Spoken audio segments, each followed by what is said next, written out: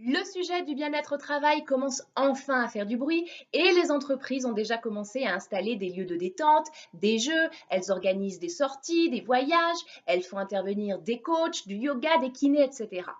Mais certaines ont très vite compris que cela ne suffisait pas car les salariés voient ça comme un pansement qui voudrait cacher le véritable problème. Alors elles font intervenir à présent des coachs ou embauchent des happiness managers dont le rôle est de motiver les équipes en organisant des séminaires, des entretiens sur la pensée positive, comment mieux manager les équipes, etc. Je trouve déjà que l'avancée est considérable, c'est vraiment bien et il faut continuer à le faire. Mais je suis désolée de le dire, je le vois encore tous les jours, je pense que ce n'est pas encore la bonne manière de le faire car on est en train de faire de l'idée du bien-être au travail quelque chose de stéréotypé qui est encore vu comme une hypocrisie par le salarié.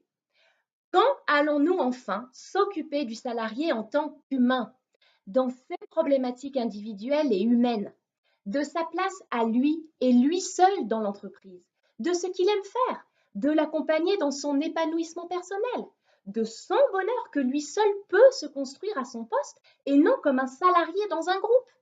C'est ce qu'on attend tous dans une vie. Être heureux déjà avec soi-même, se connaître, savoir qui nous sommes, comment on peut être utile dans chaque domaine de notre vie.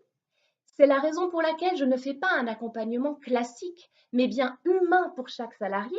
Et cette méthode a fait ses preuves en très peu de temps pour chacun des salariés. Et bien sûr, pour le chiffre d'affaires des entreprises.